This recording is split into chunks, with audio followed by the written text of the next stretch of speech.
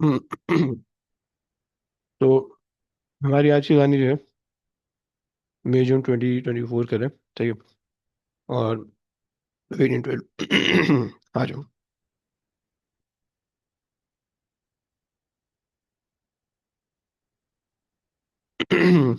आपसे कह रहे हैं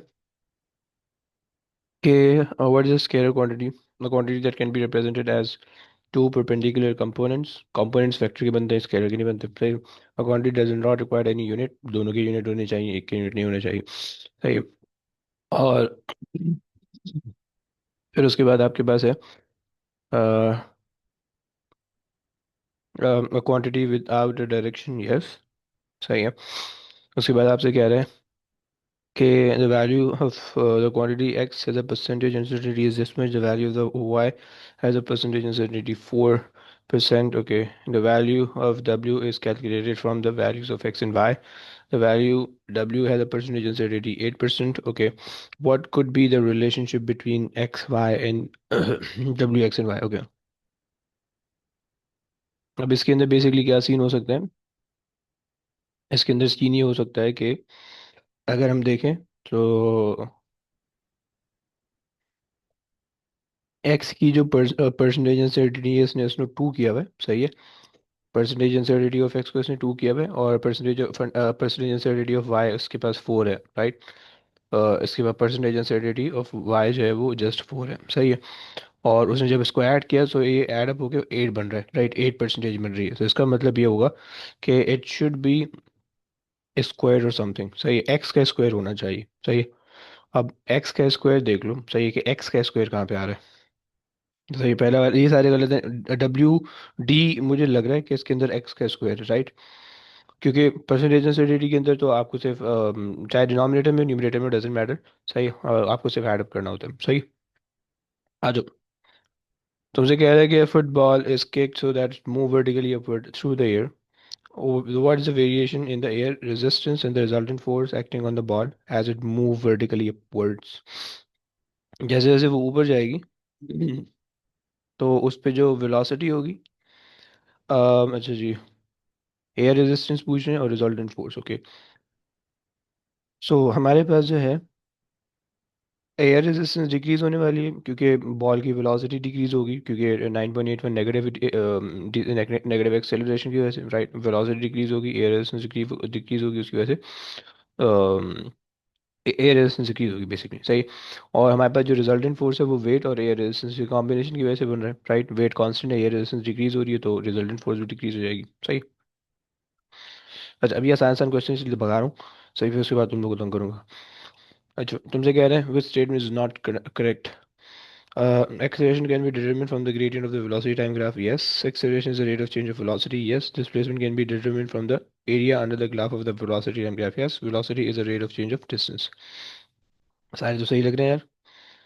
velocity is a rate of change of displacement होना चाहिए, डिस्टेंस नहीं होना चाहिए। सही। तो ये हो गया। आ जाओ भाई, ये थोड़ा सा मुश्किल क्वेश्चन। अभी रीड कर ले, मुझे रीड कर ले भाई। The diagram shows a laboratory experiment in which a feather falls from rest in a long a evacuated. vertical tube of length L. Hmm. The feather takes time t to fall from the top to the bottom of the tube. How far does the feather fall from the top of the tube in time slower than 5t? क्या करेगा भाई?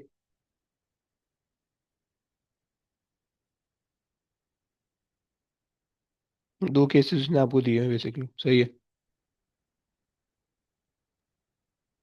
हम्म, अच्छा जी। मतलब इसमें air resistance नहीं है इसका मतलब। नहीं ना, इवैक्यूएटेड ट्यूब है ना, तो एयर रेजिस्टेंस बताई हुई है इन्होंने। हम्म, अभी देखो, इसके अंदर दो केसेस हैं। सर मुझे तो डी लग रहा है लेकिन मेरे ख्याल में इसके अलावा कोई। है ना? सही कह रहे हैं भाई, ये हाँ पहले भी जी। आया हुआ है, 2021-22 में भी आया हुआ है, रिपीटेड क्वेश्चन।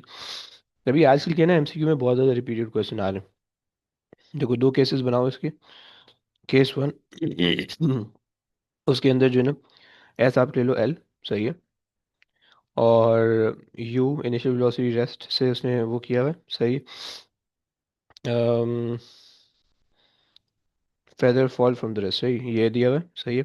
और आपके पास जो है फाइनल स्पीड हमें ज़रूरत नहीं है, एक्सेलरेशन जो है ना 9.81 जी ले लेते हैं, सही है। और टाइम हमें पता है कैपिटल टी लग रहा है उसको नीचे गिरने में, सही है। अच्छा जी, सो अगर हम इससे इक्वेशन बनाएं, सो हमारे पास बन जाएगी 2as, हाँ हम ये ले लेते हैं, नहीं, s is equal to U T plus half A T square, right. So S हमारे पास है एल की फॉर्म में, यू टी ज़ीरो हो जाएगा, और हाफ ए हमारे पास जी की फॉर्म में, और टी हमारे पास कैपिटल टी स्क्वायर हो जाएगा, राइट।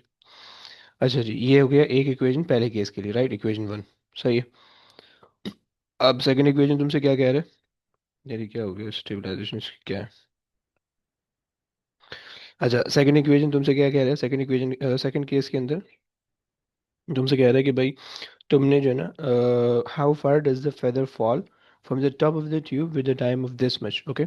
सो अब आपके पास हाउ फार का मतलब है H is unknown, right, U is still zero, V हमें नहीं पता, ए हमारे पास है जी की फॉर्म में, और टी हमें फाइंड आउट करना है, सही है। करते हैं भाई, सॉल्व कर दें। अगेन सिमिलर इक्वेशन अगर बनाए, so S equals to U T plus half A T square, right.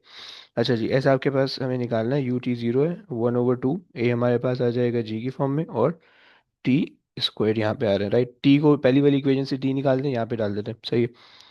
2l/g is equal to T square, right,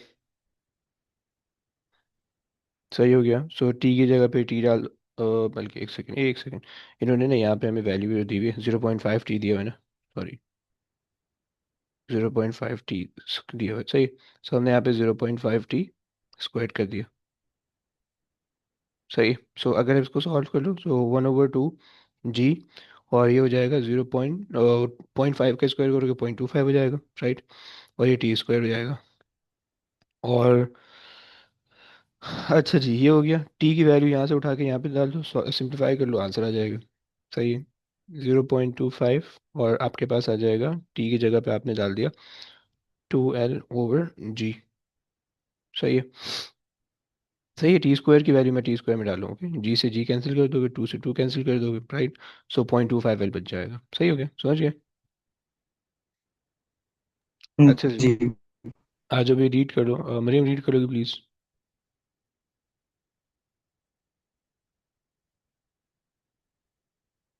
हाँ जी,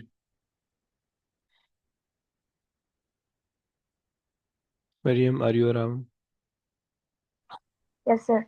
A car travels along a straight horizontal road. The graph shows the variation of the velocity v of the car with the time t for 6 seconds of its journey. The brakes of the car are applied at time t equals 1 second and t equals 4 seconds. How far does the car travel while the brakes are applied?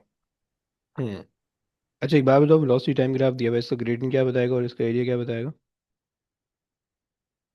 Gradient, acceleration, or area under the graph displacement? Acceleration और displacement, okay, सही है। और breaking वाला portion कहाँ से कहाँ तक आपको दिख रहा है, यहाँ पे कांस्टेंट वेलोसिटी है, यहाँ पे भी कांस्टेंट वेलोसिटी है, इसका मतलब है कोई फोर्स नहीं लग रही, राइट। सिर्फ ये वाला पोर्शन जो है वो ब्रेकिंग का है ना, ऐसे ही लग रहा है ना। Yes, sir. और एरिया अंडर द ग्राफ का क्या मतलब होता है, area enclose by the curve in the x axis, right. तो ये वाली होशियारी मत कर लेना कि ये वाला ट्रायंगल निकाल के बैठ गया तो गलत हो जाएगा, ओके। सो ट्रेपीजियम बन रहा है 1/2 into sum of parallel side, ये हो जाएगा 22, right, plus that is going to be 8, okay, into 3, सही हो गया।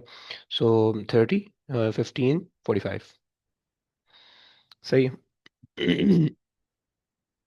अच्छा जी, तुमसे कहा है कि two satellites in deep space collide inelastically, inelastically बोले तो कि काइनेटिक एनर्जी कंजर्व नहीं है, मोमेंटम कंजर्व होगा। What happen to the total kinetic energy and the total momentum, total momentum आपके पास कंजर्व रहना चाहिए, सही है। और conserve conserve total kinetic energy नहीं कंजर्व होगी, राइट, रिड्यूस हो जाएगी। अच्छा, तुमसे कह रहा है कि what is the reasonable estimate of the momentum of a family car travelling eight 25 kilometre per hour. Family car की जो स्पीड होती है मेनली, फैमिली कार का जो मास होता है मेनली वो 1000 kg हम ले रहे होते हैं, सही है। और ये 25 किलोमीटर्स है, सो किलोमीटर्स को मीटर पर सेकंड के अंदर कन्वर्ट कर लो, सही है। किलोमीटर्स पर आवर मीटर पर सेकंड के लिए डिवाइड बाई 3.6 कर लेंगे। सही। सो इसको सॉल्व कर लो, कितना बनता है?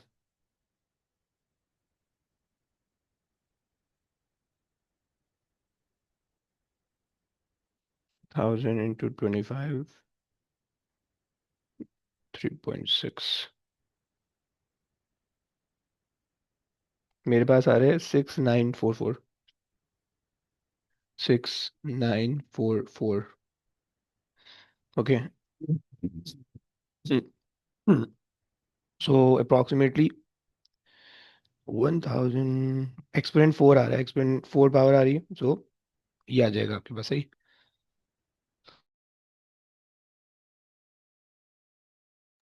अच्छा जी, ओके। आओ। इधर बेकार बेकार क्वेश्चन है, मैं इसलिए जल्दी जल्दी करा रहा हूँ। Okay. A ball collide with a ball. A ball collide with a ball. Before the collision, the ball moved with a speed this much, to the right. After the collision, it moved with a velocity this to the left. Direction change हो गई. Okay. What is the change in velocity of the ball during the collision? Okay. So 8 plus, सही है, initial velocity, right? Final velocity हो जाएगी 3, ये आपके पास हो जाएगा। सही है। अब अगर आप इसको निकाल दो, सो आपके पास हो जाएगा -3 माइनस 11। सही। -11, और माइनस आपको क्या बता रहा है? हमने जो माइनस लिया हुआ है, वो माइनस जो है ना, वो टू द लेफ्ट को बता रहा है, राइट? सो ये जो है वो लेफ्ट आपके पास आ जाएगा। सही हो गया। सो 11 टू द लेफ्ट। ओके। सही हो गया। अच्छा जी, आ जाओ। जैनब रीड कर लोगे please?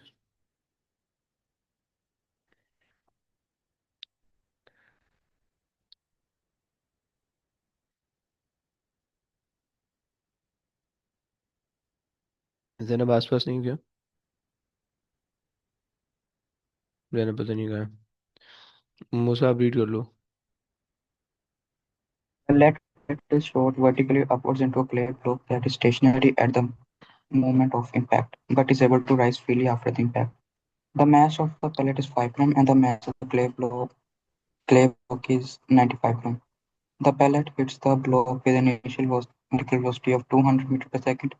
It embeds, it embeds itself in the block and does not emerge. How high above its initial position will the block rise? हाँ जी, क्या करेगा, कोई आइडिया? सर वो मोमेंटम बिफोर मोमेंटम आफ्टर लगा देंगे। चलो सेट हो गया। सो वो इनिशियली स्टेशनरी है, सही। ये 5 × 200 कर दिया आपने, सही। ये बिफोर आ गया। आफ्टर जब वो दोनों एम्बेड हो जाएंगे तो ये 100 आ जाएगा, सही। और इसकी फाइनल वेलोसिटी ये आ जाएगी, सही। सो फाइनल वेलोसिटी मेरे पास आ जाएगी 10। फाइनल वेलोसिटी 10 से ये ऊपर उठेगा, राइट? नाउ अब हमें पता है कि भाई अब ये फाइनल वेलोसिटी जो है आफ्टर द कोलिजन जो बन रही है, ये अब जो मोशन होगा, मतलब जो मोशन वर्टिकली अपवर्ड मोशन होगा, उसकी इनिशियल वेलोसिटी बन जाएगी, राइट? ऐसा हमें निकालना है, how height, how far it get, वो हमें निकालना है। इनिशियल वेलोसिटी हमारे पास है 10। मैक्सिमम हाइट के लिए फाइनल वेलोसिटी हमारे पास होगी 0। एक्सेलेरेशन होगी 9.81 नेगेटिव में, राइट? और टी से बताइए। सो हम कर लेते हैं 2as = v² - u², right? And आपके पास जो है एस निकालना है ना, सो हमारे पास आ जाएगा -10² डिवाइडेड बाय 9.81। ओके। तो ये मेरे पास आ जाएगा, कितना आ रहा होगा? ये जहाँ तक मुझे इसका आंसर याद है, इसका ए आंसर आता है, सही। चेक कर लो। ये पुराना क्वेश्चन 2023 में आया था शायद, 22 या 23 का, ये पता नहीं, इससे पहले कभी। तो ये 5.1 इसका आंसर होगा, 5.09 आएगा कैलकुलेटर में। है ना? अच्छा जी।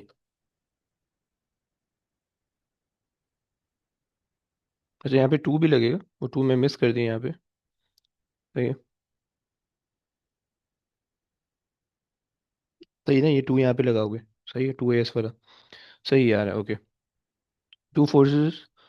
भाई समझ में आया, मुझसे समझ में आ गया। हम्म। अच्छा, तुमसे कह रहा है कि 2 forces act on on an object which diagram represent the couple. Hmm. अच्छा जी। ए सर, कपिल के लिए ए कैसे कह सकते हैं भाई? ए तो कोई कपिल नहीं बन ये रहा। बच्चे मेरे ख्याल में बी। बी होगा ना? हाँ। दो दो फोर्सेस होनी चाहिए, equal in magnitude, opposite in direction, and opposite from the pivot लगनी चाहिए, राइट? अच्छा जी, आ जाओ भाई, रीड कर लो। कौन रीड करेगा? मरीम रीड कर लोगी please? The diagram shows a uniform rod XY that is freely hinged to a vertical wall at the end Y. The rod is at an angle of 60 degrees to the wall. A force F acts at an angle of 30 degrees to the rod at the end X. The rod has a weight of 3 newtons and is in equilibrium. What is the magnitude of force F? Okay, equilibrium इन्होंने बता दिया। इन्होंने वैसे हाँ जी, क्या करेंगे, कोई idea बताएंगे please? Sum of clockwise movements equal to okay, fine. दो फोर्सेस हैं, एक फोर्स एफ है और एक फोर्स थ्री है, राइट? सो थ्री जो होगी वो क्लॉकवाइज एंटी क्लॉकवाइज लेके आ रही होगी, एफ क्लॉकवाइज ऐसे ही। लेकिन दोनों फोर्सेस जो है वो परपेंडिकुलर नहीं है, so we have to find out their perpendicular components, right? इसका तो परपेंडिकुलर कंपोनेंट आसानी से आ जाएगा। सो ये F and then sine cos sine. Sine 30, right?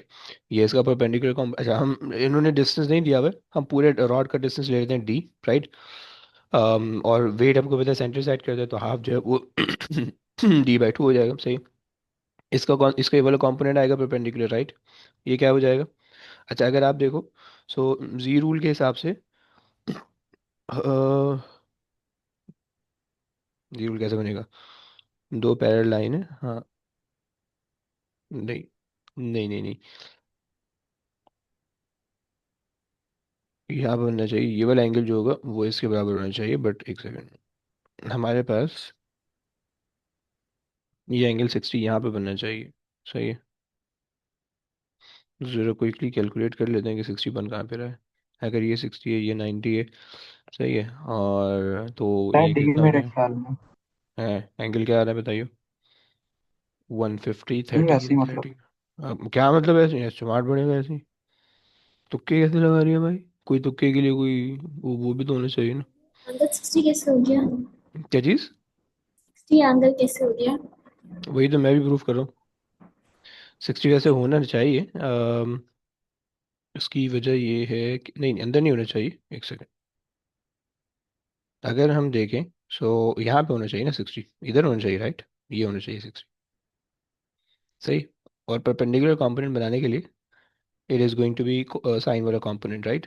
So 3 sin 60, ऐसे ही। क्लियर है? सही ना, जी बन रहा है। मतलब वो बन रहा है ना, एक ही लाइन है, दो अलग अलग जगह पे कट करें, सो दोनों के एंगल सेम होने वाले हैं, सही। तो ये 60 आ गया, और इसका जो है ना वर्टिकल कंपोनेंट 3 sin 60 होगा, ये 30 हो जाएगा अंडर वाला एंगल, सही। और इसको जो है ना मल्टीप्लाई कर दोगे D/2, सो ये हो जाएगा। सो ये आपके पास है D/F sin 30 is equals to D/2 into 3 sin 60, right? Solve कर लो इसको। D से D वैसे कैंसिल हो जाएगा, F sin 30 1/2 होता है, राइट? और ये हो जाएगा 3/2, और sin 60 होता है √3/2। ओके, एंड इसको अगर आप सॉल्व कर लें, सो विल गेट 3√3/2, 1.5 से कुछ ज़्यादा आ रहा होगा, ये बन रहा होगा। आ रहा है 3√3 एंड देन ओवर 2 gives 2.5। चलो आगे आ जाओ, मुझे रीड कर ले भाई।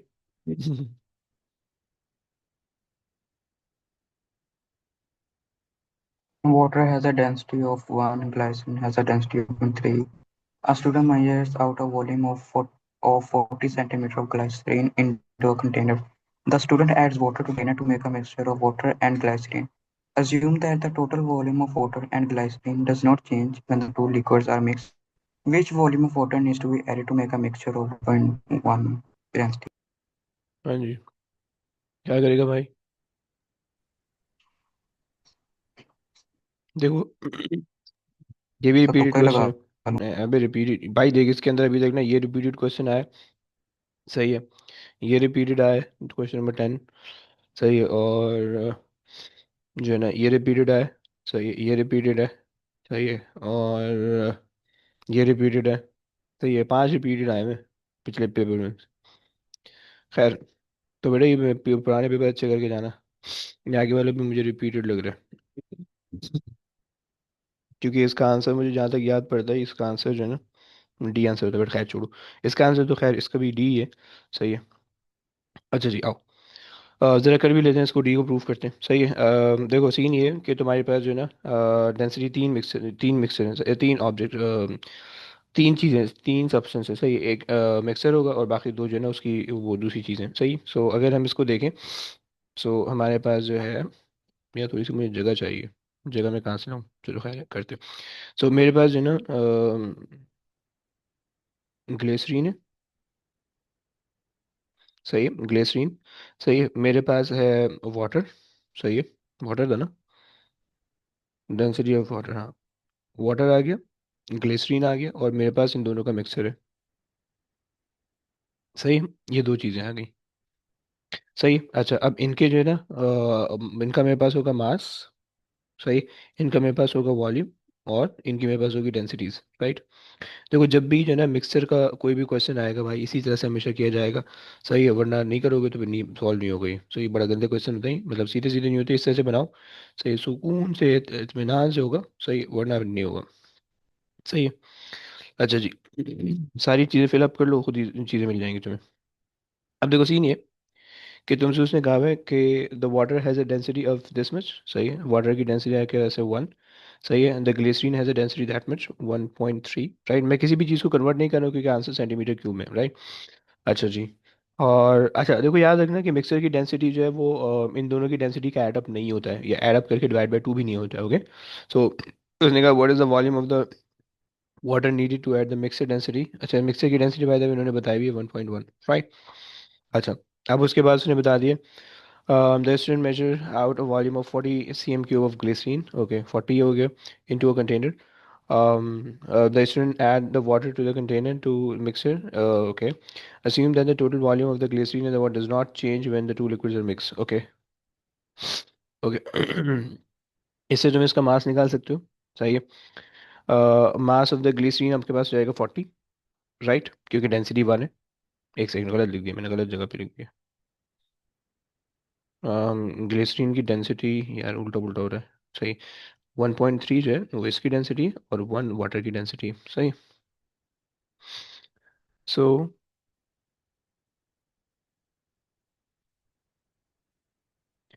अच्छा जी, 1.3 इसकी डेंसिटी आ गई, इसका वॉल्यूम आ गया 40। सही, डेंसिटी मल्टीप्लाई बाय वॉल्यूम करोगे मास आ जाएगा 1.3। सही है।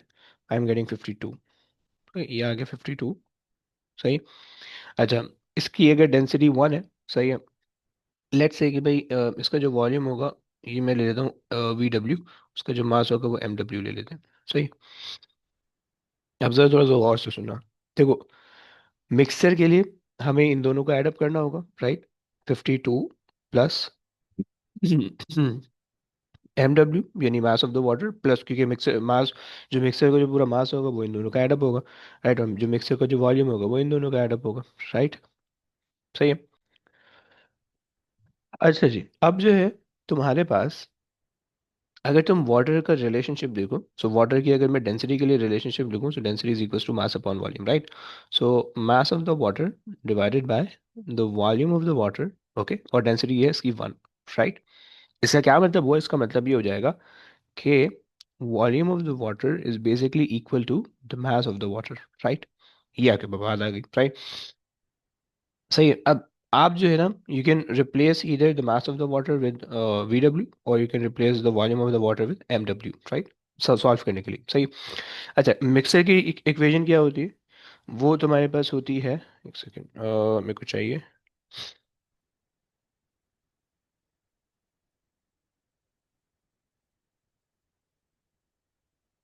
ये आ गया। सही है। अच्छा, मिक्सर की जो इक्वेशन होती है, सही है, वो तुम्हारे पास क्या होती है, density of a mixer, sorry, density of a mixer is equal to दोनों के masses 52 plus MW divided by 40 plus VW। Right. और इनकी डेंसिटी हमें दी हुई है 1.1। सही है। अब you can replace any one with मतलब जो है ना मास ऑफ द वाटर को या वॉल्यूम ऑफ द वाटर को तुम रिप्लेस कर दो। सो मैंने किया 1.1 इंटू 40। सही है। तो अच्छा, चूंकि मुझे चाहिए वॉल्यूम ऑफ वाटर, तो वॉल्यूम ऑफ वाटर को मैं ऐसे ही रहने दे रहा हूँ, मास ऑफ द वाटर को जो है ना मैं चेंज कर दे रहा हूँ। सही। सही, ये मैंने इसको यहाँ पे मूव कर दिया। 52 plus volume, mass of the water को मैंने वॉल्यूम ऑफ वाटर से चेंज कर दिया। सही, सॉल्व कर लेते हैं। सही, ये हो जाएगा 44 plus 1.1 V M is equals to 52। सही। अगर मैं इसको 1.1 वी एम, सही है, minus V M is equals to 52 divided by, sorry 52 minus 44। सही है। सो ये हो जाएगा 8 और ये हो जाएगा 0.1 V M, right. So V M become 80। सही। 8 डिवाइड बाय 0.1 करोगे तो 80 हो जाएगा। सही। ओके। सही, ये इसका सर क्वेश्चन है। आपने मास ऑफ द वाटर को वॉल्यूम से क्यों जनरल इसलिए रिप्लेस चेंज किया है, किया? वो इसलिए भाई, एक सेकेंड, वो इसलिए रिप्लेस किया है क्योंकि मेरे पास जो है, हमने कहा कि भाई डेंसिटी ऑफ वाटर 1 है, right. Density is equal to mass upon volume होता है, right. So mass upon volume, right. और वो इक्वल टू 1 आ रहा है, तो इस वजह से हमने कहा कि भाई ये हमारे पास ये इक्वेशन बन रही है। समझ रहे? सही हो गया। सही है, बस ये कहानी है। चलो भाई आगे आ जाओ। जरा रीड कर लो भाई। एक सेकंड, मैं जो है ना इसको जरा हाईलाइट कर देता हूँ। ये तुम लोग के पास ऐसे नहीं खुल सकता, ये सिर्फ गुड नोट्स पे खुलेगा। अम, बस सही। सही। अंदर हमारी कहानी मौजूद है। ओके। सही है, इसको लेना। ओके, आओ भाई रीड कर लो। कौन रीड करे? हारून रीड कर ले भाई। Force resisting the motion of the car is proportional to the square of the car's speed. The magnitude of the force at speed 20 meters per second is 800 newtons. What useful output power is required from the car's engine to maintain a steady speed of 40 per hour? तो अच्छा इसमें जनाब, तो क्या करोगे? Sir वो वाली equation use करेंगे ना, यूजफुल एनर्जी वाली। ओके। है, नहीं वे, इसने वैसे कहा हुआ है the force resisting the motion of the car is proportional to the square of the car speed. So force is proportional to the square of the car speeds. Okay, the magnitude of the force at the speed this much is okay. So okay. सो इन्होंने हमें बता दिया है कि भाई अगर जो है, पहले हम ये कर लेते हैं, F1/V1 square is equal to F2/V2 square, right. और F1 हमारे पास है 800, राइट, ओवर 20 आ रहा है। सही है, इसका square is equal to F2 हमें नहीं पता है। सही। और V2 हमारे पास है 40, इसका स्क्वायर, राइट। सो सॉल्व कर लो। सो हमारे पास आएगा 40 स्क्वायर/20 स्क्वायर, सही है, इंटू 800। सही है, इज इक्वल टू F2। सही है।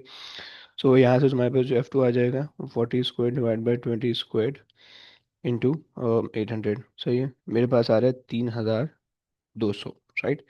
ये मेरे पास आ रहा है F2। सही है। अब इस F2 मुझे पता है कि भाई F2 को मैं यूज़ कर सकता हूँ pi is equal to force times velocity के अंदर। सही है। सो इसको मैं अगर मल्टीप्लाई कर दूँ 40 से, तो मेरे पास आंसर आ जाएगा सी। सही, समझ लो। हाँ जी, चलो आगे आ जाओ। जैनब रीड कर लोगे प्लीज?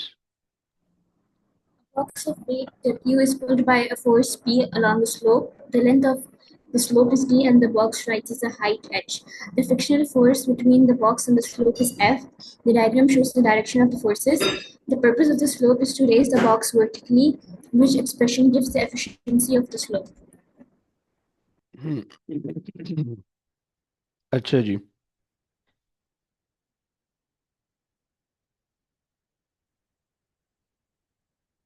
सही है। तो एफिशिएंसी के लिए हमने फार्मूला लगा लिया। वैसे हमारे पास जो है एनर्जीज की टर्म में दिया हुआ है। सही है। So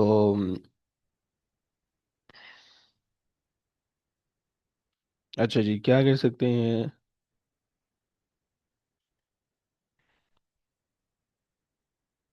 P along the rope, okay.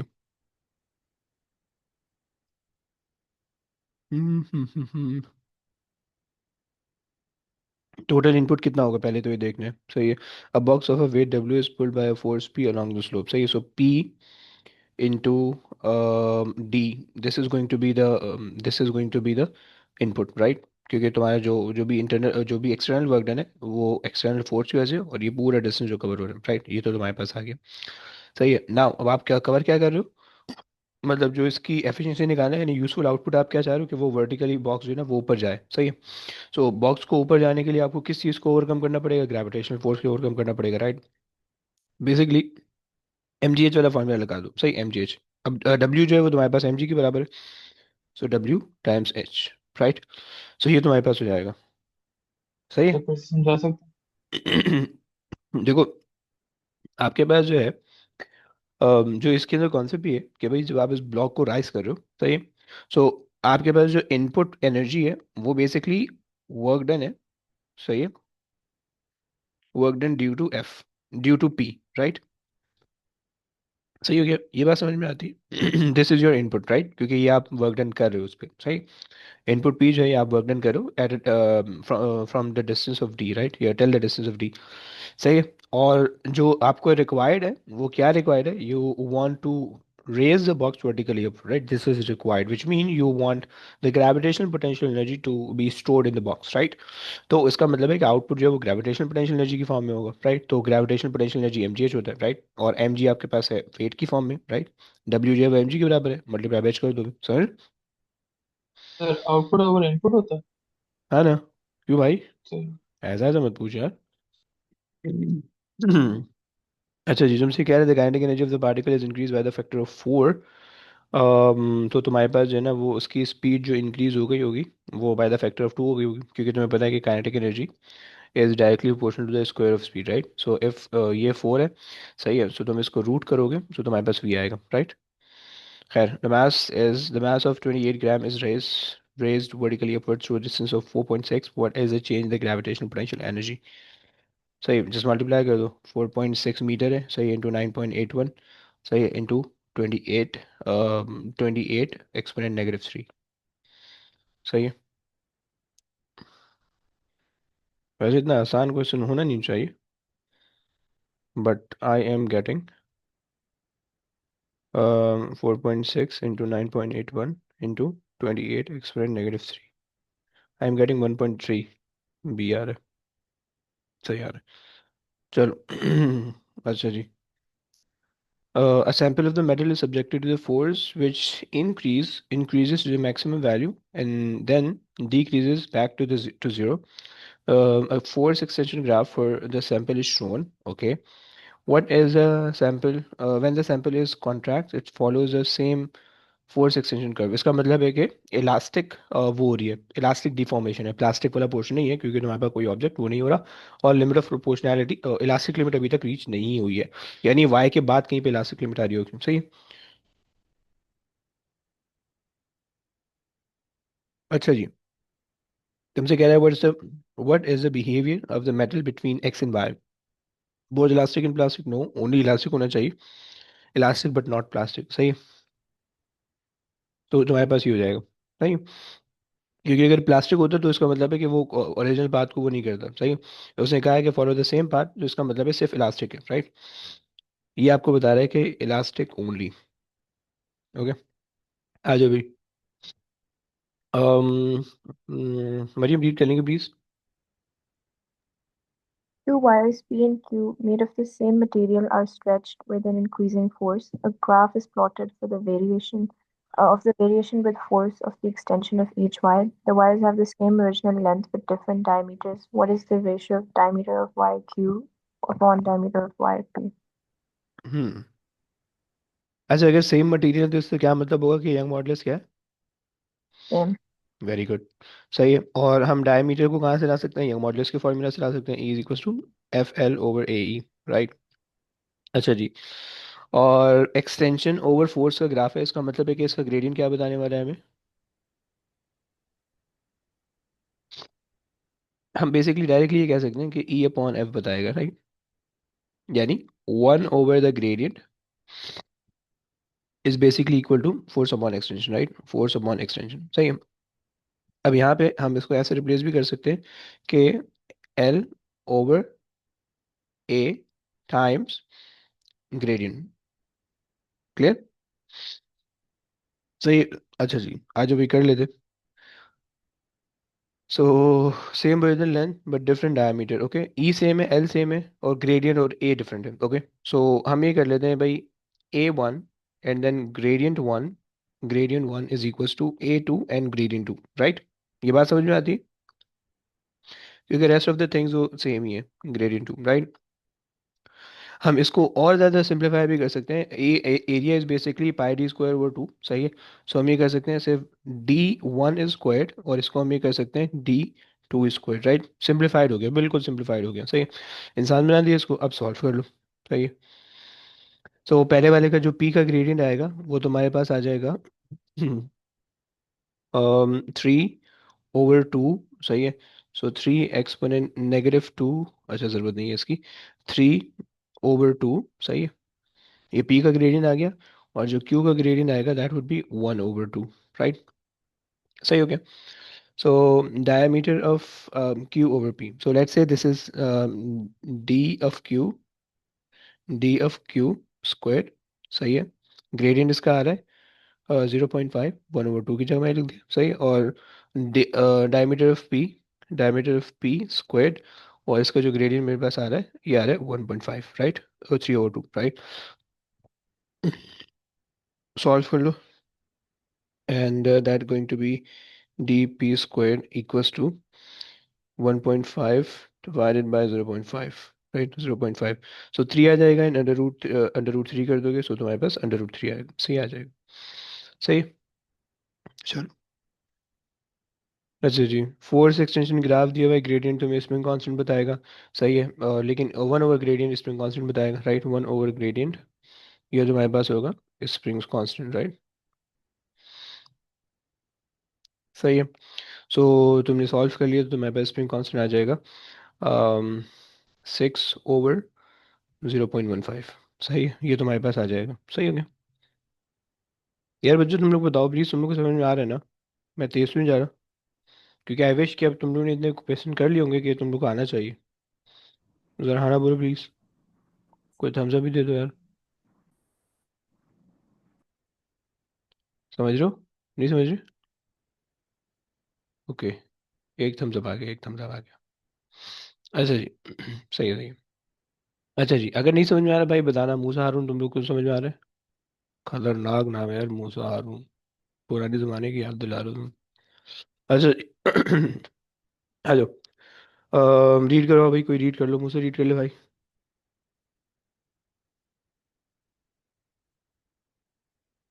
मुझे कहाँ गया?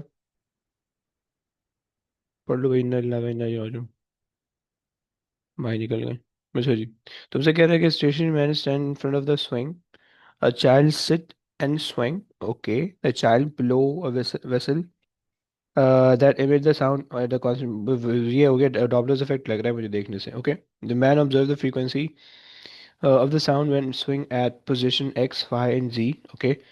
When will the man hear the highest frequency? सही। अच्छा, तुम्हें बेसिकली इसमें ये कॉन्सेप्ट होना चाहिए कि जो मोशन है ना, मतलब ये बेसिकली पेंडुलम का मोशन है। अब पेंडुलम के मोशन में हाईएस्ट स्पीड कहाँ पे होती है वो तुमने देखना है, सही है, सही है तो देखो, ये मैक्सिमम हाइट है, जेड मैक्सिमम हाइट होगी, राइट, और मैक्सिमम हाइट पे वेलोसिटी जीरो होती है, राइट। ये भी मैक्सिमम हाइट है, यहाँ पे भी वेलोसिटी जीरो होगी, राइट, सही है। ये मीन पोजीशन है, यहाँ पे वेलोसिटी मैक्सिमम होगी, राइट, वेलोसिटी मैक्सिमम, सही। सो हमें पता है कि भाई यहाँ पे भी डॉपलर इफेक्ट यहाँ पे मैक्सिमम होगा, एफ नॉट यहाँ पे यहाँ पे ऑब्जर्व फ्रीक्वेंसी जो है ना, यहाँ पे हाईएस्ट होने वाली है, राइट। लेकिन अब कौन सी डायरेक्शन में, क्या वो टुवर्ड जाएगा या वे आएगा, सही। टुवर्ड में तुम्हें पता है कि टुवर्ड में तुम्हें पता है कि वो मूविंग इंक्रीज होती है फ्रीक्वेंसी, और वे में डिक्रीज होती है, right. So when swing is at Y and moving away from the man, लेकिन फायदा नहीं होगा उसमें, सही। सो क्योंकि जो है ना आपको टुवर्ड आना चाहिए, तो फिर आपके पास फायदा होगा, राइट, सही है, तुम्हारे पास हो गया। अच्छा जी, आ जाओ भाई। सर क्या आंसर था? सी ब्रो, सही ना। सर मूविंग बाय, क्योंकि वहाँ पे मैक्सिमम वेलोसिटी होगी, और टुवर्ड, टुवर्ड में आपको पता है स्पीड वो हो जाती है, क्या बोलते हैं। अच्छा जी, रीड कर ले भाई, हारून रीड कर ले यार।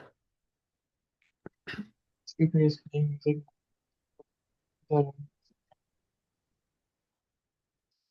waves of many different frequencies pass through the doorway and diaphragm. speed of sound in air is 340 meters per second. Which frequency of sound wave diffracts the most as it passes through the doorway? अच्छा जी, diffraction के लिए क्या concept होता है भाई? इन्होंने आपको So, बताया कि विड्थ इतनी है, सही है। ओके, एक सेकंड देना जरा।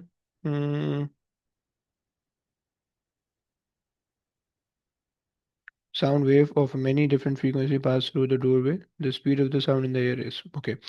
अगर मैं इनकी वेवलेंथ निकाल लूँ, so 340 divided by 2.4 exponent negative 3, सही है।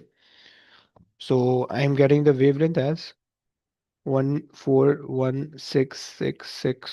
so इसका मतलब ये तो बहुत बड़ी वैल्यू है, डिफ्रैक्शन पॉसिबल नहीं है। डिफ्रैक्शन के लिए रूल ये होता है कि भाई आपके पास जो वेवलेंथ है ना, वेवलेंथ ऑफ द साउंड और वेवलेंथ ऑफ द स्लेट, वो एक बराबर हो, राइट। अभी जो विड्थ है, स्लिट विड्थ जो है, ये आपके पास जो है ना 0.8 है, राइट। तो आपको जो है जो वेवलेंथ आनी चाहिए वो तकरीबन आसपास की आनी चाहिए, सही। सो अगर हम यहाँ पे 8 एक्सपोनेंट नेगेटिव 1 करें तो उससे आ रहा है 425, सही है। अच्छा जी, इसमें भी पॉसिबिलिटी नहीं लग रही है, सही है। अगर हम कर लें 2.7 एक्सपोनेंट 2, सही है। तो इसमें तकरीबन 1.25 अगेन, ओके, समवॉट क्लोजर, 1.26 ले लेते हैं, सही है। और लास्ट वाला पे होगा, सही है, 4.3 एक्सपोनेंट 2, 4.3 एक्सपोनेंट 2, तकरीबन 0.79 आ रही है, यस, 0.79, सही है। सो डिफ्रैक्शन के लिए कंडीशन ये होती है कि आपके पास जो स्लिट है ना, ये जो डोरवे है, जैसे इसकी विड्थ है और जो वेवलेंथ है वो तकरीबन मैच होनी चाहिए, सही। आ जाओ भाई, मरीम रीड कर लोगी प्लीज।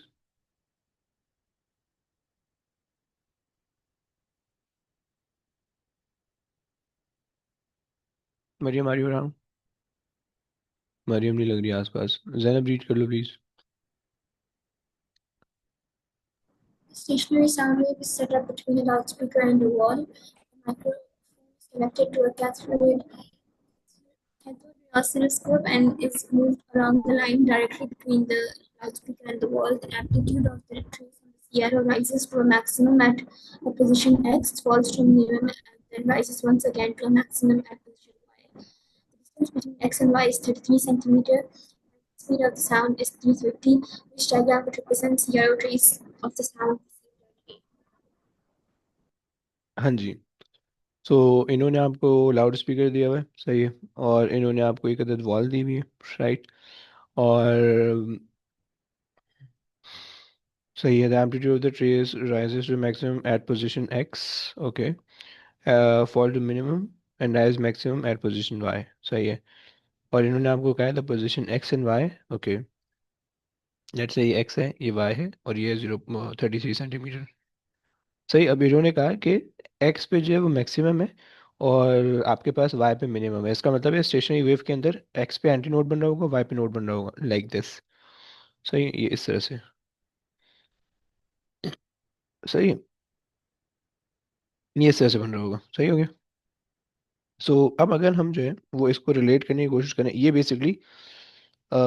बेसिकली जो है ना हमारे पास, सही है, ये हमारे पास है x, ये हमारे पास है y, and this is 33, right. अच्छा जी, विच डायग्राम रिप्रेजेंट द CRO और trace of the sound receive at x। अच्छा जी। अब बेसिकली हमें करना ये है कि यहाँ से जो है ना, ये जो गिवन डाटा है इससे आप फ्रीक्वेंसी निकाल लो, CRO से भी फ्रीक्वेंसी निकाल लो। सो जो given frequency of CRO match करती है इससे वो आंसर हो जाएगा, सही। सो इन्होंने ना क्वार्टर ऑफ द वेवलेंथ की आपको लेंथ बताई हुई है, राइट। λ/4 इन्होंने आपको दिया हुआ है 33, राइट, या 0.33, राइट। सो 0.33 आपको क्वार्टर ऑफ द वेवलेंथ दी हुई है, राइट। सो लैम्डा यहाँ से आ जाएगा 0.33 इंटू 4, राइट। ये आ गया आपके पास lambda, right.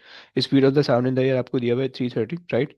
So 330 divided by 0.33 into 4, right. इससे आपको पता चल जाएगा कि क्या स्पीड ऑफ साउंड होगी, सही है। सो 330 divided by 0.33 into 4, I am getting 250, सही।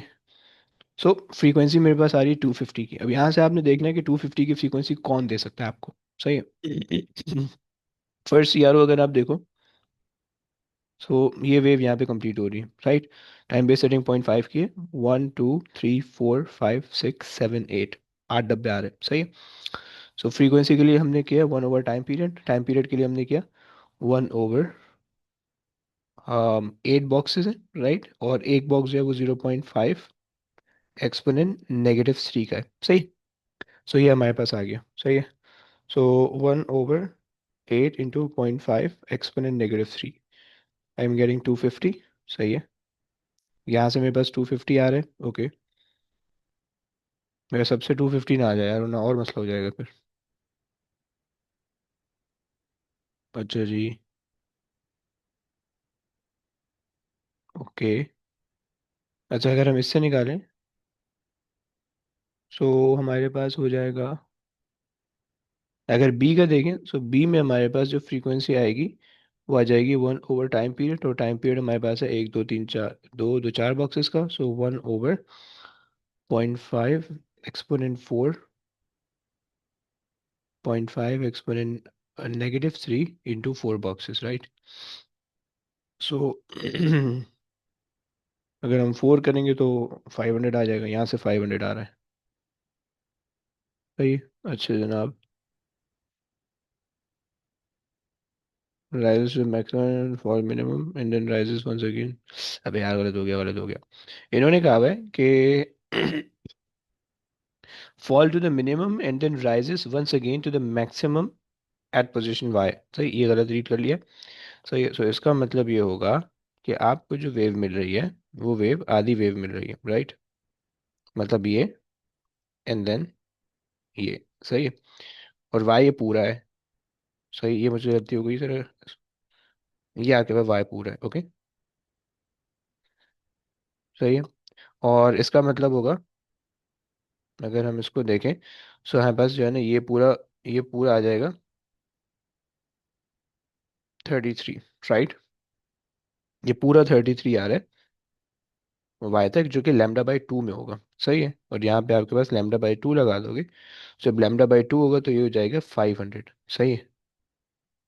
सही, अब हमें बेसिकली चाहिए 500 की फ्रीक्वेंसी, और 500 की फ्रीक्वेंसी जो है वो हमें सेकंड वाला सीआरओ बता रहा है। तो this is going to be the correct answer, सही है। और बाकी आगे अगर करोगे तो इसमें फ्रीक्वेंसी और इसमें फ्रीक्वेंसी इन बिटवीन 200 एंड 500 आएगी सी में, और डी में और ज़्यादा आएगी, सही हो गया। क्लियर होता है बच्चों, ये बात समझ में आती है? हाँ जी, ये वाला क्वेश्चन समझ में आता है भाई? चलो भाई। सर लेकिन ये क्या कहते हैं, हम्म। इस तरीके की सोच किस तरह हम लोग लाइक करें?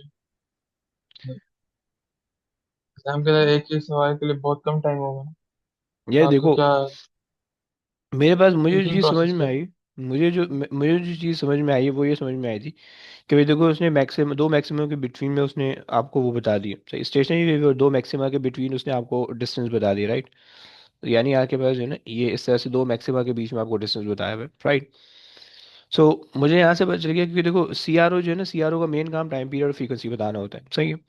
अब इसने हमें स्टेशनरी वेव के बारे में सारा डाटा दिया हुआ है, राइट। तो इसका मतलब है मैं स्टेशनरी वेव की फ्रीक्वेंसी निकाल के सीआरओ की फ्रीक्वेंसी से कंपेयर कर सकता हूँ, ठीक है। तो मेरे पास ये बस मेरे सिंपल सा कॉन्सेप्ट था कि मुझे पता था कि सीआरओ जो है वो टाइम पीरियड या फ्रीक्वेंसी बता सकता है, सही है। और इसने जो क्वेश्चन के अंदर है वो मुझे जो है ना जो स्टेशनरी वेव थी उसकी फ्रीक्वेंसी निकालने के लिए सारी चीज़ दी हुई थी, तो बस मैंने ये किया, समझ रहे हो? ये होगी बाकी चलो, सवालों के लिए भी ना थिंकिंग प्रोसेस। है बाकी क्या बाकी सवालों के लिए भी एक थिंकिंग प्रोसेस जो है ना, वो भी समझा दूँ। है? चलो सेट है, बताते रहता हूँ। अच्छा जी, आ जाओ। तुमसे कह रहा है कि पोलराइजेशन जो है वो कहाँ पे होगी, सही है। Polarisation associated with certain wave can not be polarise, which wave can not be polarise. Polarisation जो है वो तुम्हारे पास ट्रांसवर्स वेव के साथ होती है, लॉन्गिट्यूडनल वेव के साथ नहीं होती, राइट। सिंपल सा थिंकिंग कॉन्सेप्ट ये होना चाहिए तुम्हारा, राइट। रेडियो वेव ट्रांसवर्स है, साउंड वेव लॉन्गिट्यूडनल है, इसके साथ नहीं, और इसके साथ जो है ना कैन नॉट बी पोलराइज है, राइट। अल्ट्रावायलेट और एक्स रे ये सारी जो है ना वो है, सही है। So D, B is option, right. अच्छा जी, तुमसे कह रहा है कि a guitar string is plucked, okay, which statement describe the resulting wave? Longitudinal wave on the string causes the long नहीं, गिटार स्ट्रिंग है, स्ट्रिंग पे हमेशा ट्रांसवर्स वेव बनती है, राइट? स्ट्रिंग पे कभी लॉन्गिट्यूडनल बन सकती है, और स्ट्रिंग की वजह से जो एयर होगी नियर बाय वो लॉन्गिट्यूडनल वेव के अंदर ट्रैवल करेगी, right? So transverse wave on the string causes the longitudinal wave in the air, right? Transverse, ये सी ऑप्शन आ गया, सही। सीधे सीधे क्वेश्चन है, बहुत ज्यादा डिफिकल्ट नहीं। सही, ये आ रहा है। आ जाओ भाई, ये रीड करवा रहे थे, ये भी पुराना क्वेश्चन है, कहीं भी रिपीट रिपीट हुआ हुआ आया है। सही है, मुझसे रीड कर लेगा भाई। A diffraction grating with n lines per meter is used to diffract light of various wavelengths. The graph shows the relation between the diffraction angle and lambda for different wavelengths in nth order interference pattern. What is the gradient of the graph? Okay, अच्छा जी। अच्छा, इन्होंने जो है ना diffraction grating with N lines पर metre दिया हुआ, राइट? आपको पता होना चाहिए कि हमारे पास जो फॉर्मूला होता है, N lambda is equals to D sine theta, right? Sine theta, ये फॉर्मूला होता है हमारे पास डिफ्रैक्शन ग्रेटिंग का, राइट? लेकिन यहाँ पे जो डी होता है वो सेपरेशन ऑफ वन स्लिट होता है, वन लाइन की जो सेपरेशन होती है वन है वो होती है, राइट? और इन्होंने एन लाइंस दी है, राइट? हमें इन्होंने जो दिया हुआ है, अगर मैं इसको एन को रिलेट करूँ, so basically N number of lines, okay, with N lines पर मीटर, राइट? एक मीटर के अंदर, एक मीटर के अंदर इन्होंने मुझे capital N number of lines दी हुई है, राइट? अब मेरे पास जो एक लाइन है ना, उसकी जो सेपरेशन होगी वो क्या होगी? That is going to be your D, right?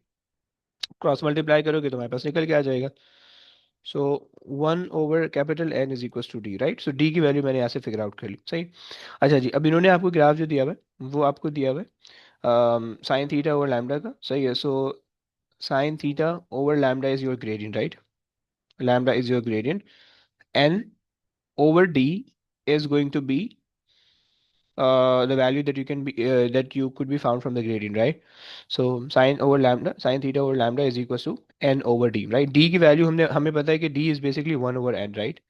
So 1 over n is d, right? So reciprocal कर दो, so n times n हो जाएगा, right? ये हो जाएगा, सही। चलो आगे आ जाओ। तुमसे कह रहे stationary sound wave is formed in the air column inside the tube that is open at both ends. The stationary wave has three nodes. Okay. How many antinode? How many antinode does it have? Okay. Antinode node से एक ज्यादा होता है, चाहो तो तुम बना लो, आसानी हो जाएगी तुम्हारे लिए, राइट? उसने तुम्हें कहा हुआ है कि भाई तुम्हारे पास जो है स्टेशनरी वेव है थ्री नोड्स, राइट? तो ये आ गया एक नोड, राइट? ये आ गया दूसरा नोड, राइट? एंड देन ये आ गया तीसरा नोड, राइट? और यहाँ पे वेव खत्म हो जाएगी, सही। मैं इसको थोड़ा सा लंबा कर दूँ, सही। एंड ये मेरे पास आ रहा है, राइट? एंड अब अगर आप इसको वेव बनाओ, सही है, सही। तो ये आपके पास आ गया, सही। उसने कहा कि भाई आपके पास तीन नोड होने चाहिए, एक दो और तीन नोड आ गए, राइट? और one two three and four, right? So ये आंसर हो गया। आ जाओ भाई, आगे आपसे कह रहे हैं कि फ्रिंज सेपरेशन ऑफ द, अच्छा, interference fringes of the separation X are observed on the screen at a distance of this from the double slit that is illuminated by a yellow light of a wavelength that much. At which distance from the double slit would interference fringes of the same separation X observed when using the blue light of the wavelength? Okay. अच्छा जी। X is equals to lambda D over A, right? ये formula. अब इसके अंदर पहले relate कर लो, सही। आपको उसने कहा हुआ है कि सेपरेशन एक्स दिया हुआ है, सही है, at a distance of 1 metre, right? So और आपको क्या कह रहा है कि वेवलेंथ आपको दी हुई है, right? Eight which distance from the double slit would the interference, okay, so eight which distance, D आपने निकालना है, सही है। क्योंकि डी पहले आपके पास वन था, अब आपने डी निकालना है, सही है। एक्स आपके पास सेम है, राइट? दोनों केस के अंदर एक्स सेम है, विच मीन्स कि आप ये कह सकते हो कि लैम्डा और आपके पास जो है ना स्लेट स्लेट सेपरेशन भी सेम है, राइट? सो आपसे बेसिकली क्या दो चीजें बोल रहे हैं, सही है। Lambda one D1 is equal to λ2 D2, simple सा कॉन्सेप्ट, राइट। क्योंकि x1 x और a दोनों में सेम है, राइट। तो दो इक्वेशन बना लोगे, x और a सेम रखोगे, λ1 D1, फिर दूसरी इक्वेशन बनाओगे, x और a सेम रखोगे, λ2 D2, राइट। दोनों को इक्वेट कर लोगे, सही।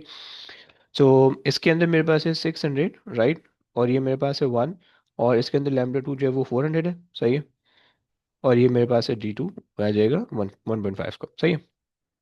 चलो भाई आ जाओ। What is the definition of potential difference across a component? Energy transfer per unit charge, energy transfer per unit charge होना चाहिए। ये अभी अभी रिपीट हुआ है, कल पिछले एक दो पेपरों में आया था, सही। एनर्जी बस सही है, ए इसका आंसर है। आज अभी रीड कर लो, सैनब हो।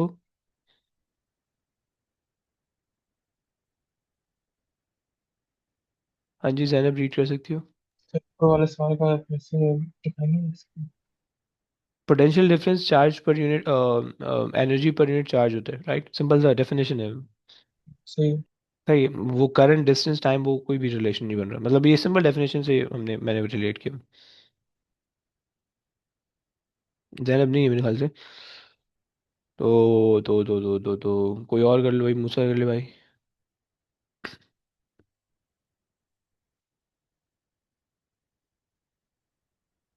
मूसा भी नहीं है। मैं कर लेता हूँ फिर, दो लोग नहीं।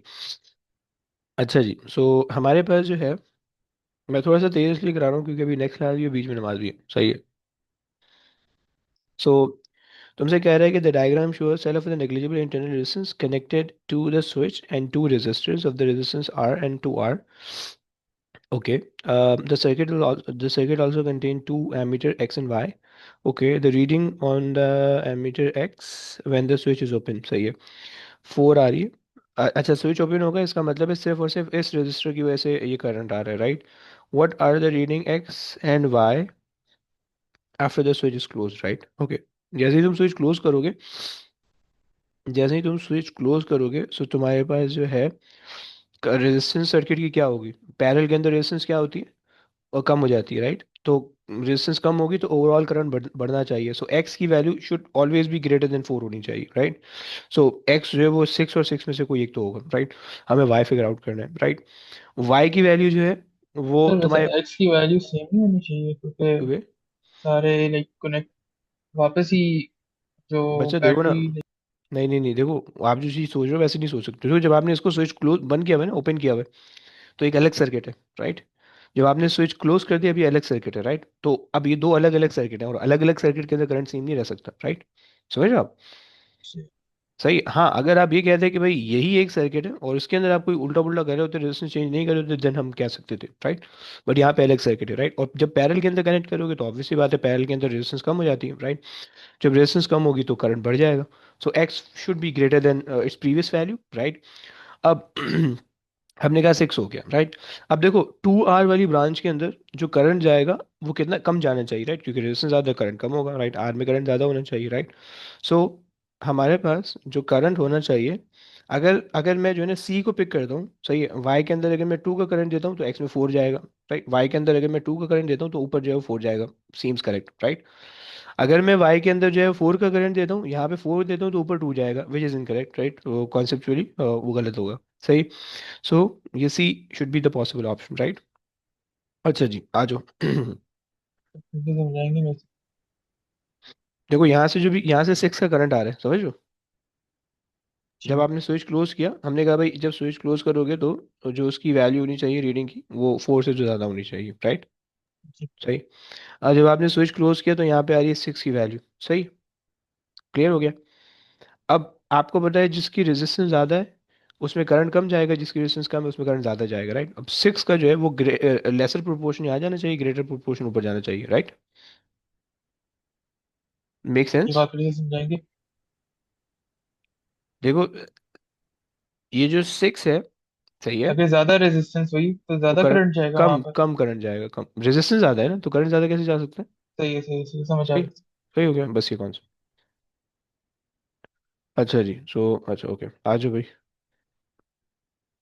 तुमसे कह रहा है कि भाई the IV characteristic of four length, okay component, okay which component has the greatest resistance when the potential difference across it is V1, सही है।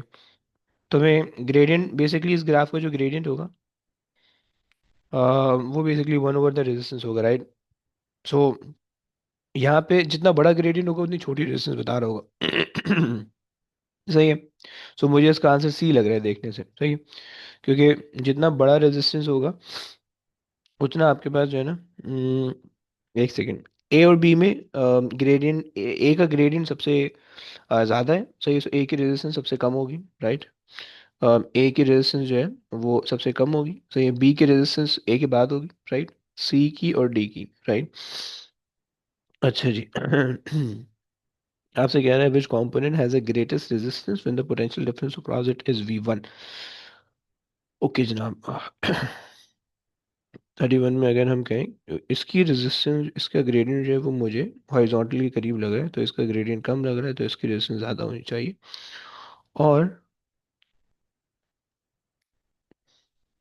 इसकी अगर हम बात, यार इसको स्केल रख के चेक करना पड़ेगा कि स्केल से ना ग्रेडियंट हमें पता चल जाएगा, एक सेकंड। क्योंकि ग्रेडियंट जो है वो स्लोप का नाम है ना, तो ये देख लेते हैं कि किसका स्लोप, जिसका स्लोप कम होगा उसकी इसकी रेजिस्टेंस सबसे ज़्यादा आनी चाहिए, राइट। इसका स्लोप सबसे ज़्यादा है, राइट, 56 का एंगल आ रहा है। तो और फिर इसका स्लोप जो है वो उससे कम है, 48 का एंगल आ रहा है। तो इसका मतलब है कि आपके पास जो है इन दोनों के जो ग्रेडियंट है वो पहले ए का ग्रेडियंट सबसे ज़्यादा है, रेजिस्टेंस सबसे कम होगी, सही है। बी का ग्रेडियंट उससे कम है तो रेजिस्टेंस से थोड़ी ज़्यादा होगी, सही है। सी का जो ग्रेडियंट है इस पॉइंट पे आ रहा है, तकरीबन 31 का एंगल बन रहा है, राइट। सो 31 के एंगल का मतलब ये है कि उसकी रेजिस्टेंस, और इसको अगर हम देखें,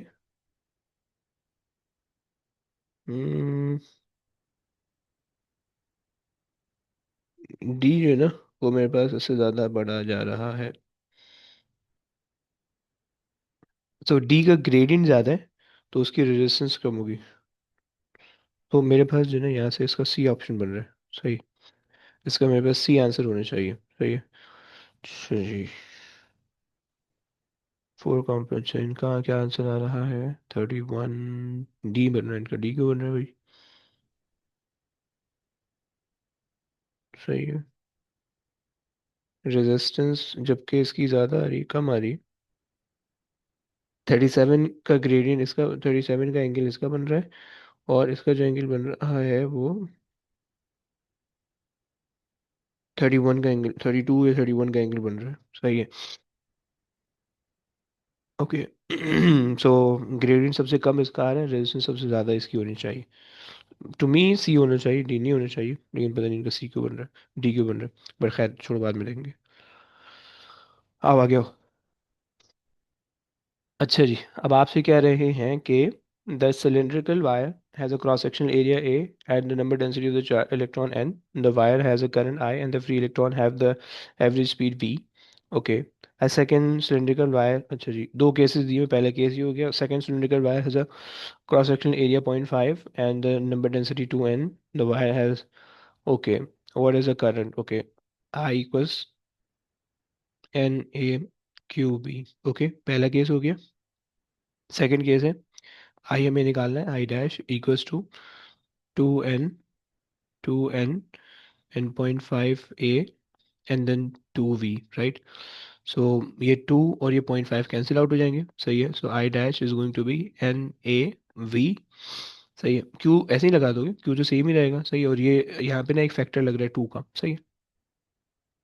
सो अगर आप जो है ना वो सब्जेक्ट बना लो भाई, so I dash over 2 is basically equal to n a q and then v, सही है। और इसको ऊपर सब्स्टिट्यूट कर दूँ, so i is equals to I dash over 2, right. So 2i हो जाएगा, सही।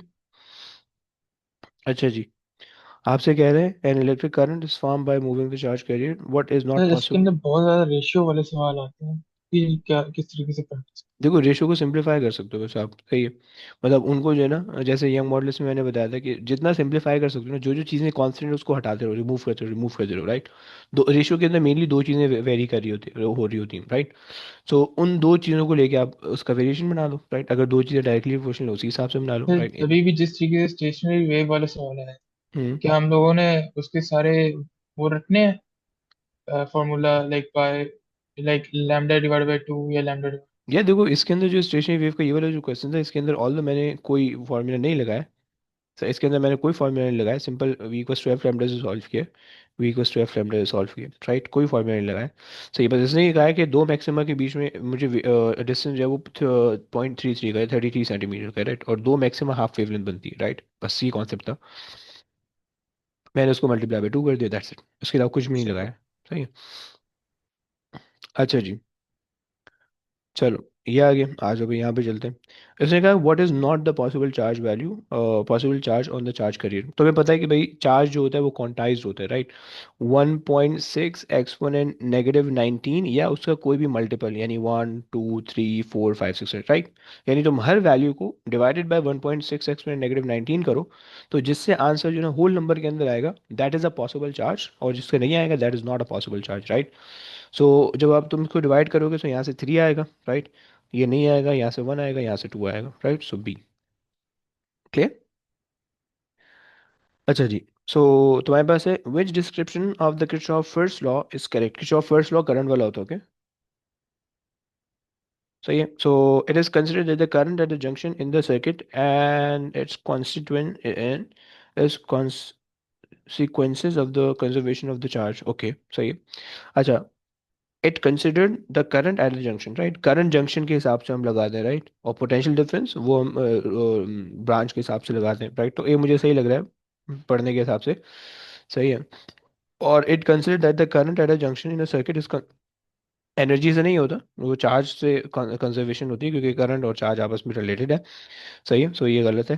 सो it is consider that electromotive force नहीं, तुम्हारे पास जो है ना किरचॉफ का फर्स्ट लॉ करंट है और किरचॉफ का फर्स्ट लॉ करंट होता है, ओके।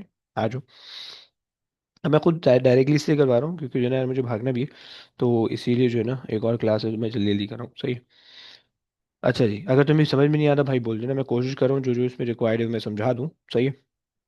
अच्छा जी, आपसे कह रहे हैं कि two resistors of the resistance R and R are connected in parallel, the value of R is less than the value of capital R।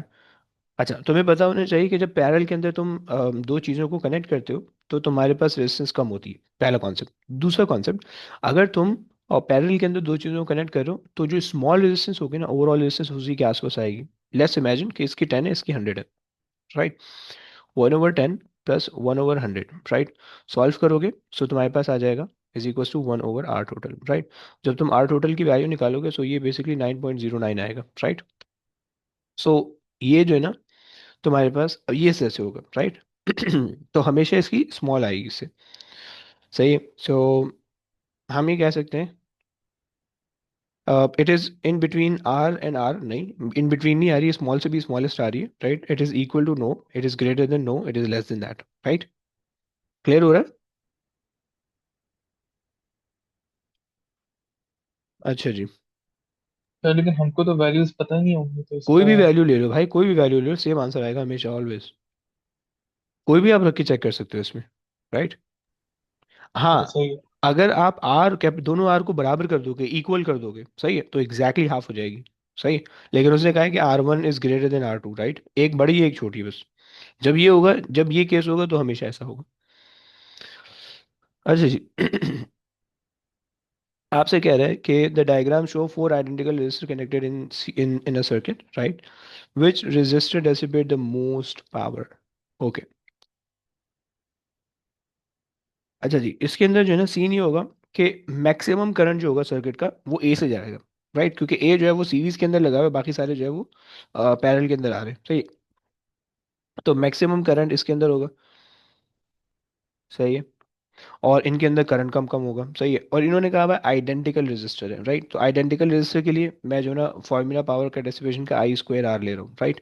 क्योंकि अब इसके अंदर जो है ना मेरे पास आर कांस्टेंट है, राइट, मुझे सिर्फ आई की बेसिस पे देखना है, सबको जज करना है, राइट। अगर मैं ये वाला फार्मूला लूँ V² / R, तो इसमें आर तो कांस्टेंट है लेकिन वी भी जो है ना वो चेंज हो रहा है, यानी वी मुझे मुझे नहीं पता चलेगा कि वी क्या है, राइट। तो इस वजह से ये, चलो मैं इससे भी करने की कोशिश करता हूँ। और अगर मैं वी आई लूँ, आई वी लूँ, सही है, power is equals to I V अगर मैं लूँ, तो इससे अगर मैं देखूँ तो आई चेंज हो रहा है और वी भी चेंज हो रहा है, तो ये फार्मूला से तो मैं कंक्लूजन नहीं कर सकता हूँ, राइट। पहला फार्मूला सबसे आसान है कंक्लूड करने के लिए, जिसमें मैक्सिमम करंट होगा उसकी पावर डेसिपेशन ज़्यादा होगी, राइट। दूसरा फार्मूला कि जिसके अंदर मैक्सिमम वोल्टेज ड्रॉप होगा उसकी पावर डेसिपेशन सबसे ज़्यादा होगी, सही है। तो maximum voltage drop may be उसके लिए, इसके लिए मुझे थोड़ी सी कैलकुलेशन ज़्यादा करनी पड़ेगी, राइट? ये निकल के तो आएगा बट थोड़ी सी कैलकुलेशन ज़्यादा करनी पड़ेगी, राइट? मतलब मुझे ना इन सब की वैल्यू माननी पड़ेगी, that become 2R and this become R, right? फिर उसको सॉल्व करोगे तो थोड़ा सा लंबा होगा, सो इसलिए बेटर वे इज कि आप इससे कर लो, सही। चलो आगे चलते हैं। सो तुमसे कह रहे हैं कि the nuclear x with a proton number Z undergo beta decay, beta positive decay to form the nuclei Y. Okay, the decay may be represented by this. Sir उसका आंसर ए है। हाँ जी, हाँ जी, सही। ये सही। अच्छा जी। So what is the proton number of Y and which particle is represented by W? Right? Beta positive है तो न्यूट्रिनो निकलते हैं, राइट? और तुम्हारे पास जो है प्रोटॉन नंबर में एक कम हो जाता है, सही सही। तो ये आपके पास हो जाएगा, सही। Fundamental part again from hadron. So photons तुम्हारे पास कुछ भी नहीं होता, क्वार्क, लेप्टॉन, न्यूक्लियॉन्स, राइट? अच्छा जी, आ जाओ। तुमसे कह रहे हैं कि तुम्हारे पास जो है the unstable nucleus just decay through the sequence of the emission of alpha and beta to form the stable nuclei that how many alpha and beta are emitted, right? ये शायद उसमें भी आया था, क्या बोलते हैं अपना जो तुम्हारे पास जो है ना पेपर 2 था शायद, उसमें भी सर कोई क्वेश्चन आया था, सही। तो अगर हम इसके अंदर देखें, सो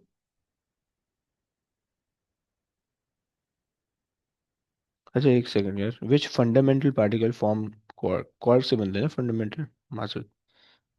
अच्छा जी, सो अगर तुम्हारे पास 218 है और 84 है, सर इसको गौर से देखना प्लीज, सही? एक्स है, सही। सबसे पहले अल्फा निकालना शुरू करो, सही। एक अल्फा निकालोगे, सही है, पहला अल्फा निकलेगा, तुम्हारे पास क्या हो जाएगा? 218 से 214, और ये हो जाएगा 82, राइट? सही, बस एक अल्फा निकालोगे बस, इससे ज़्यादा अच्छा अच्छा इन्होंने बीटा नेगेटिव निकाले में, सही है। अब अगर हम बीटा नेगेटिव निकालें, एक और निकाल देते हैं, चलो एक और निकाल देते हैं बीटा अल्फा, एक और निकाल देते हैं, सही है। अगर मैं एक और अल्फा निकालूंगा, इसे हो जाएगा 210 और ये हो जाएगा 80, सही है। दो अल्फा निकल गए, सही है। अब जो है मैं बीटा पार्टिकल निकाल दूँ, सही। बीटा नेगेटिव से क्या होता है, प्रोटॉन नंबर इंक्रीज होता है, न्यूक्लियॉन सेम रहता है, प्रोटॉन नंबर इंक्रीज होता है, राइट? तो तीन बीटा पार्टिकल मुझे निकालने पड़ेंगे 80 से 83 पे जाने के लिए, राइट? सो अब मेरे पास जब पहला बीटा निकलेगा, सही है, फर्स्ट बीटा निकलेगा, सो 210, और ये मेरे पास रहेगा 81 हो जाएगा, सही। सेकंड बीटा निकलेगा, तो मेरे पास हो जाएगा 210, और मेरे पास हो जाएगा 82 हो जाएगा, एंड देन थर्ड बीटा निकलेगा, तो मेरे पास हो जाएगा 210 एंड 83, राइट? ये तीन बीटा हो गए, सही। देखो जब भी इस तरह का डीके सीक्वेंस आता है, पहले हमेशा अल्फा निकालो, और कब तक निकालो अल्फा? जब तक तुम्हारे पास जो है ना फाइनल से जो है ना कम ना हो जाए, सही। जितने भी कम कर सकते हो, सही। जैसे 82 मैंने किया, एक और कर दो तो अच्छा है, राइट? क्योंकि ये 14 है ना, बीटा निकालोगे तो बीटा में ऊपर पे कोई फर्क नहीं पड़ेगा, राइट? तो इसको डिक्रीज कब तक करना है? जब तक जो है ना ये वाली वैल्यू इसके बराबर ना हो जाए, राइट? न्यूक्लियॉन नंबर सेम ना हो जाए, सही हो गया। सो बी अल्फा कब तक निकालोगे? अल्फा तब तक निकालोगे कि जब तक तुम्हारे पास दोनों की न्यूक्लियॉन नंबर सेम ना हो जाए, राइट? और बीटा कब तक निकालोगे? जब तक प्रोटॉन नंबर सेम ना हो जाए, right? Simple concept. Which statement मतलब radio active decay is correct? Neutrino और ऑलवेज इमिटेड ड्यूरिंग, नहीं ऐसा नहीं होता, सही। न्यूट्रिनो नहीं निकलती, सिर्फ एनर्जी निकलती है। Alpha particle emit from the radio active sample have a continuous range, continuous range alpha particle की नहीं होती है, बीटा की होती है, right? Beta negative emitted from the radioactive sample have a continuous range of kinetic energy, yes, क्योंकि anti neutrinos निकल रहे होते हैं, इस वजह से, सही है। प्रोटॉन अल्फा पार्टिकल की कंटिन्यूस रेंज होती है, एक फिक्स रेंज होती है, राइट? एक फिक्स वैल्यू होती है। The proton emit the proton number of a nucleus decrease by 4 when it undergo, proton नहीं होता, वो न्यूक्लियॉन नंबर होता है, सही। सो ये आपके पास हो गया पूरा। चलो बस अब बैंड करते हैं यहाँ पे। अब हमारे पास देखो सीन ये है कि हमने जो है इसका एटलीस्ट मार्च ट्राई करो, सही है। मार्च 2024 12, राइट? और आप जो है ना इसका जो है ना जून का वेरिएंट ट्राई कर लो 11, सही। ये दो वेरिएंट ट्राई करो, सही। कल हम 23 करेंगे इंशाल्लाह इसको, सही। चलो 2024 या 2020? 24 भाई, दोनों के 24, ये माजरत गलती हो गई। सही है 24, सही। मैं पहले 24 इसलिए करवा रहा हूँ क्योंकि जो है ना अब जब पीछे जाएंगे तो सारी क्वेश्चन रिपीट, थोड़े बहुत रिपीटेड मिलेंगे, सही है। तो इसलिए जब ये 24 निपटालेंगे फिर उसके बाद पीछे जाएंगे, कुछ 23 हम कर चुके, 22 पे चले आएंगे, ये 21 पे चले आएंगे, सही। ऐसे कर लेंगे, सही है। तो चलो बस, चलें। ओके बच्चों, टेक केयर भाई, हाफिज़। अल्लाह हाफिज। हाफिज़ भाई।